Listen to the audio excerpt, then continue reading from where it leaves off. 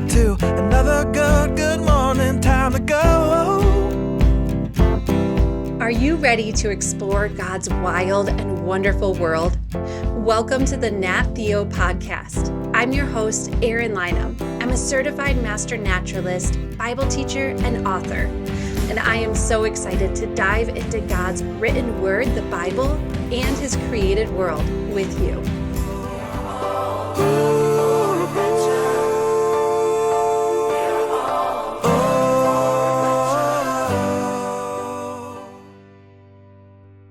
Have you ever seen a pearl necklace?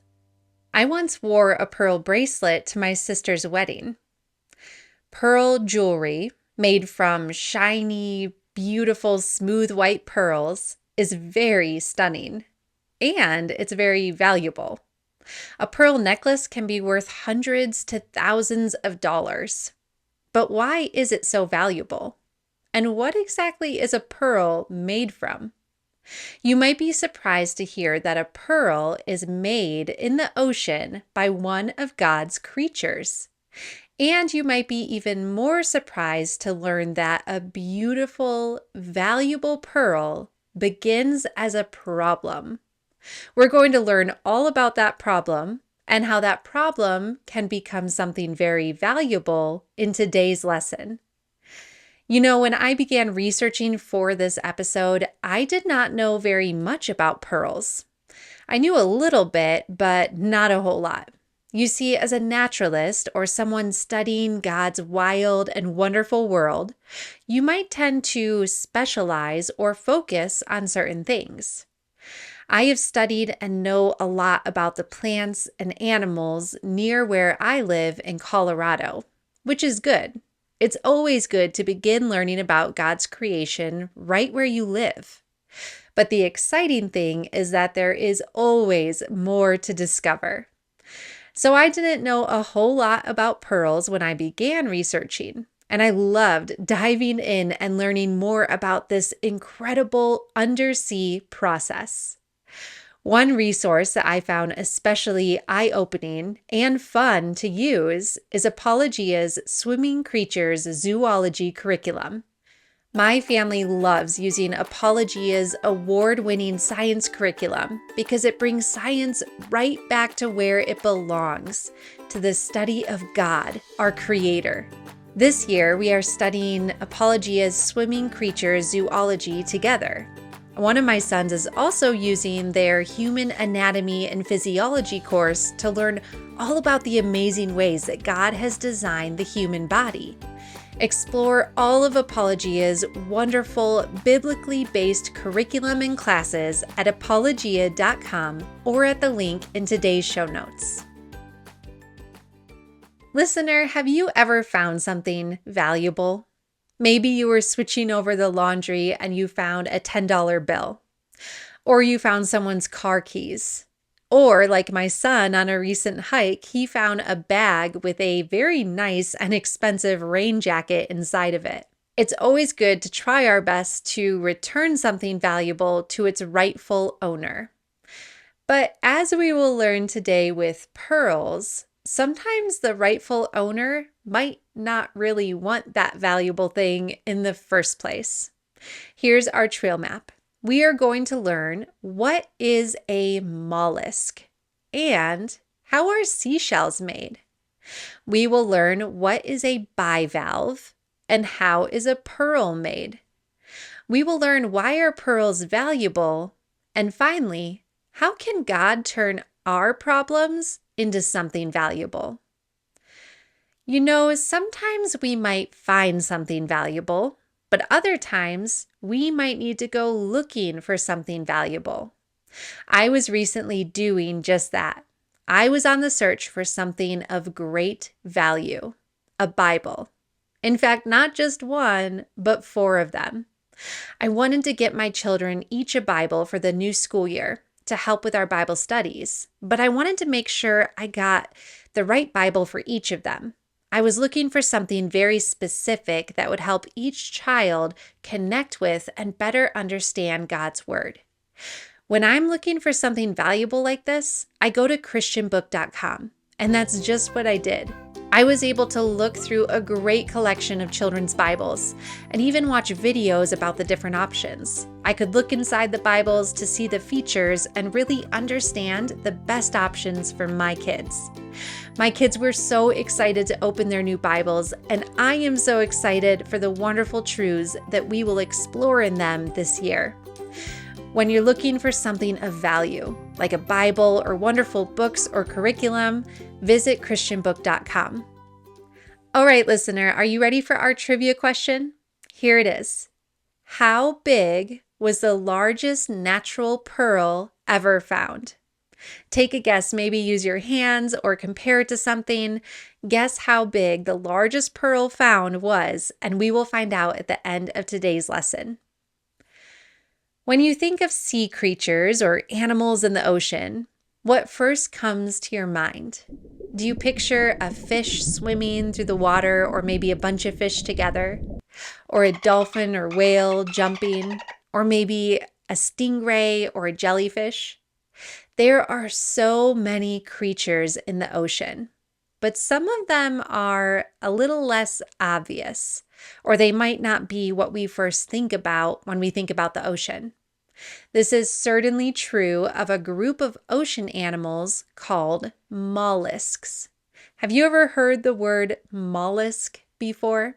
Mollusks are a little bit hard to define or understand.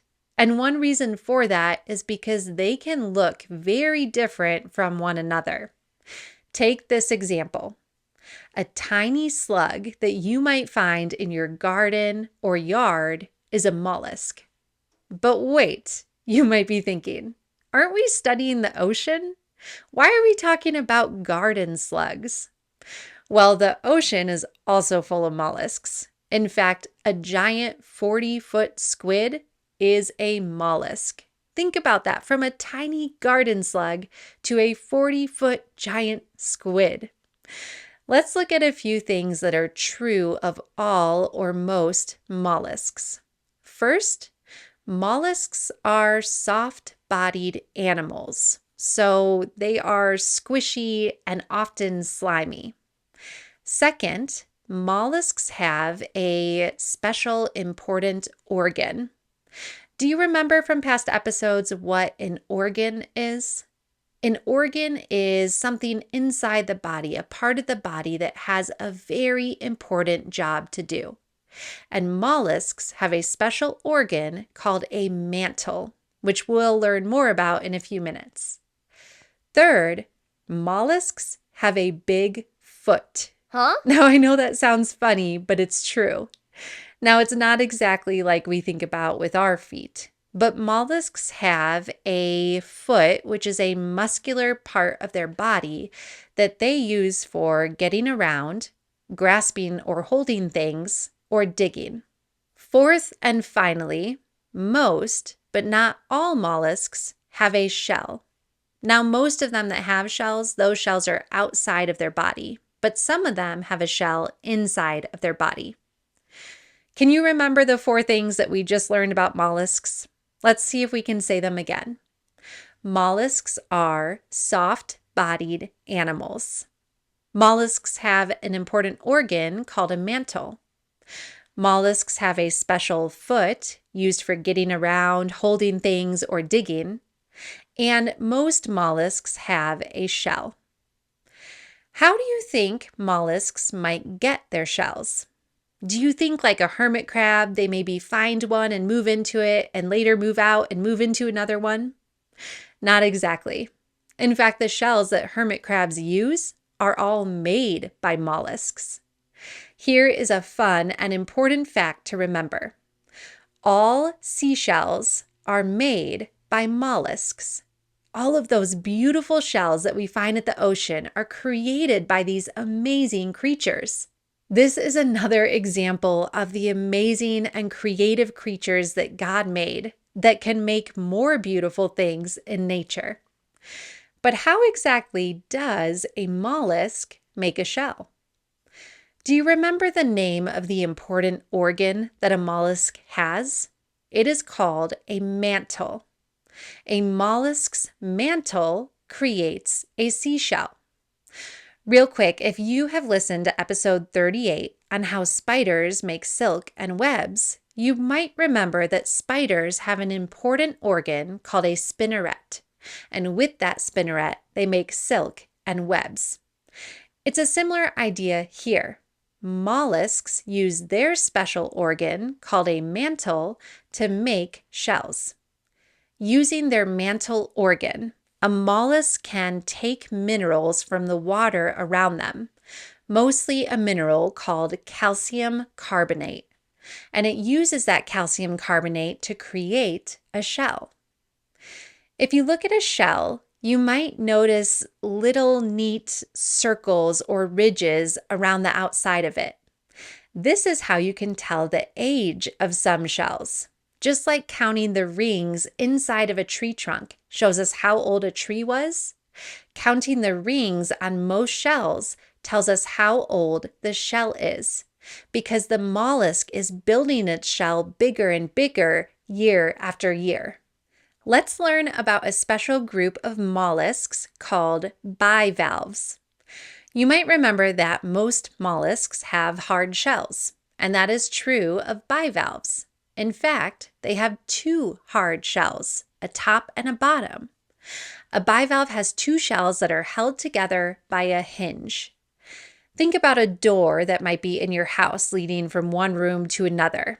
Doors open and close because they're held to the wall by hinges. Those hinges allow the door to move open and close. It's similar with a bivalve shell. It is held together by a hinge that allows the two shells to open and close. And guess who is inside? The mollusk. Some bivalve mollusks that you might be familiar with are clams, oysters, mussels, scallops, and cockles. We'll include pictures of these bivalves in the Nat Theo Club lesson guide. Listeners, now is the best time to join the Nat Theo Club as we just moved to weekly episodes, which means you will receive a 14-page lesson guide every single week. The Nat Theo Club is a great tool for your training as a young naturalist or someone studying God's creation. And for the parents or caregivers listening, the club is a fantastic way to turn the Nat Theo podcast into a full science and Bible curriculum. Join at $10 a month, and between our lesson guides and our weekly field notes devotionals, you will receive over 50 pages of Bible and nature content every month.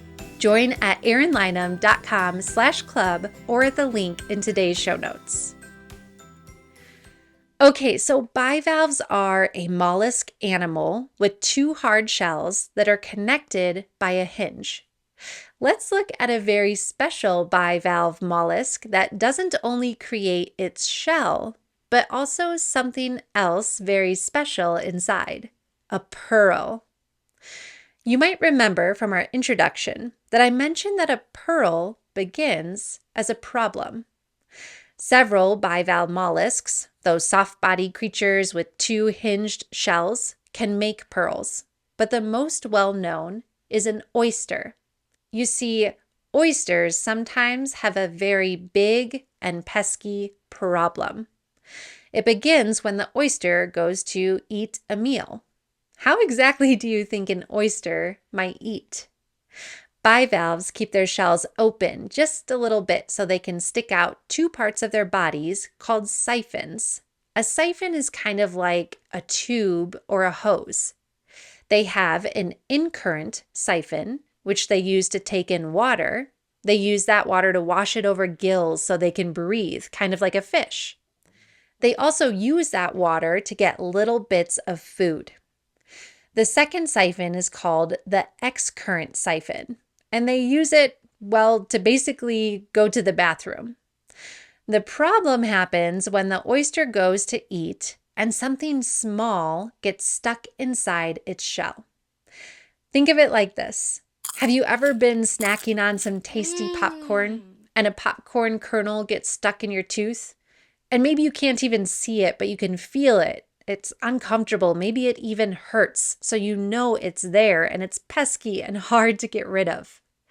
This is what happens when an oyster eats and gets something, maybe like a grain of sand or a small parasite, stuck inside. This is called an irritant. An irritant is something that causes discomfort or pain and is difficult to get rid of. This is very uncomfortable to the oyster, but the oyster doesn't really have a good way of getting that irritant out of its shell. So instead, it covers it up in a smooth material. That way, the irritant is no longer itchy or sharp, but much more easy and comfortable to deal with. The material an oyster covers the irritant with is called nacre, or sometimes it is called mother of pearl. The oyster creates layer after layer of nacre around the irritant until it is smooth. This process can take years, even around 30 years. Can you imagine dealing with something irritable or bothersome for 30 years? As the bivalve covers the irritant in layers of nacre, a pearl is formed. That is all a pearl is. It is a piece of sand or a parasite covered in nacre until it is a shiny ball. So why exactly is a pearl worth so much money? Well, not all oysters make pearls. In fact, it's estimated that only about 1 in every 1,000 oysters will make a pearl. Some estimates say it's even rarer. They say it's 1 in every 10,000 oysters that will make a pearl. Either way, it is very rare. So a pearl is valuable or worth a lot of money because it's beautiful, it's rare, and it's hard to find or get. Kind of like a precious gemstone, like a diamond or a ruby. In fact, some people consider a pearl to be a precious gemstone, even though it's formed or made in a very different way than a rock.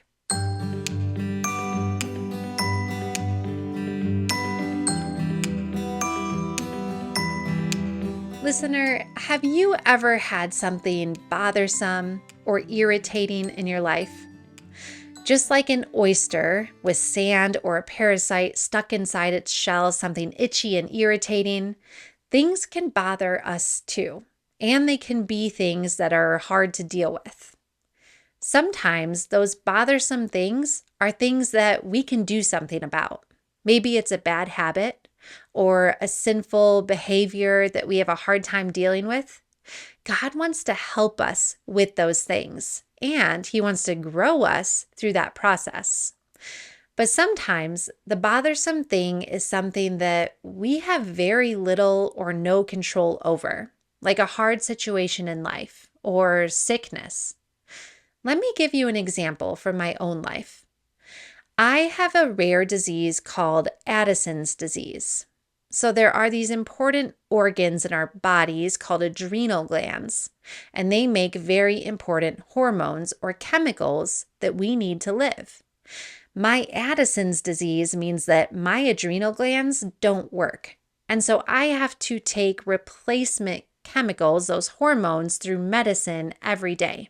Now, thankfully, even though this disease can be deadly and sadly leaves many people bedridden and very sick, God has helped me to be healthy despite having this disease since I was 13 years old. But this disease can certainly still be irritating and bothersome.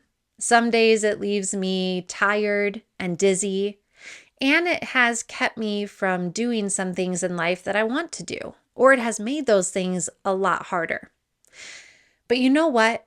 As I have learned to deal with my Addison's disease over 20 years, God has grown my faith in very big ways. He has taught me to trust Him and depend on Him for everything that I need. Kind of like an oyster, laying down layer after layer of nacre around that irritant and turning it into something beautiful and even valuable. Over time, God has brought beauty from my struggle. What is something in your life that has been bothersome or hard to deal with? Do you think that God could make something beautiful from it? Let's look at an example of this in the Bible. Have you ever heard of the Apostle Paul? He was a man who lived a long time ago, and he did very important work of telling other people about Jesus. In fact, God used the Apostle Paul to write several books in the Bible. But the Apostle Paul had a problem. He had something that regularly bothered him. He called it in the Bible his thorn in the flesh. Kind of like if you're hiking and you brush up against a thorny bush and it spikes you. Or sometimes when my kids and I are hiking here in Colorado and we step on or put our hand on a cactus and the prickles get into our skin and we can hardly see them to get them out, but we can feel them because they're itchy and they hurt. Paul had a thorn in the flesh, but it wasn't a physical thorn like from a bush. In fact, Bible scholars or Bible experts aren't exactly sure what Paul's thorn in the flesh was. Some think it might have been a physical problem, like a pain or a sickness. Whatever it was, Paul wrote this about his thorn in the flesh in 2 Corinthians 12, 8-10. I begged the Lord 3 times to take this problem away from me. But he said to me, my grace is enough for you. When you are weak, my power is made perfect in you. So I am very happy to brag about my weaknesses. Then Christ's power can live in me. For this reason, I am happy when I have weaknesses, insults, hard times, sufferings, and all kinds of troubles for Christ. Because when I am weak, then I am truly strong. Listener, God did not take Paul's thorn in the flesh away, but instead, God used it to strengthen Paul, just like God has done with my disease in my life. Listeners, sometimes God will take away the hard thing that is bothersome to us or irritating or difficult to deal with. But sometimes He will allow that thing to stay in our lives. Whatever the outcome, God can bring beauty from our struggle, just like a stunning pearl inside of an oyster. Listen to James 1, 2-4. Dear brothers and sisters, when troubles of any kind come your way, consider it an opportunity for great joy. For you know that when your faith is tested, your endurance has a chance to grow. So let it grow, for when your endurance is fully developed, you will be perfect and complete, needing nothing. Listener, this means that God can work through our hard times. He can turn something irritating and hard into a beautiful pearl in our lives. If there is something bothersome, irritating, or difficult to deal with in your life, ask God to help you through that hard thing. Ask Him for wisdom so that you will know how to deal with it every day. And look for the ways that He is growing your faith and using a hard situation to bring forth something beautiful in your story.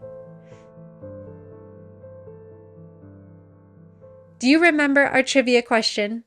How large was the largest natural pearl ever found? The largest natural pearl ever found is over 2 feet long. In fact, it is 26 inches long and weighs about 75 pounds. It is valued at around $100 million. And get this massive pearl remained hidden for 10 years under someone's bed. The story goes that a fisherman in the country of the Philippines discovered this pearl in the year 2006 when the anchor on his boat got caught on a giant clam. He found the pearl and he put it under his bed for 10 years thinking that it might be a good luck charm.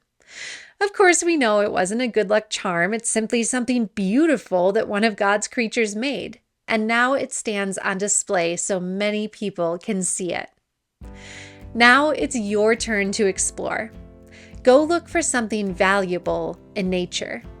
Now, I'll just tell you, this won't be hard because everything that God made has value. Because when God made everything in nature, He said it was good. And if God calls it good, then it is definitely valuable. So go into nature and bring a notebook and write or draw things that you think are valuable. And thank God for the wonderful ways that He made all of these things. Thank you for listening. If you enjoyed this episode, please share the link with a friend and take a moment to subscribe, rate, and review Nat Theo wherever you listen. Until next time, keep exploring God's wild and wonderful world.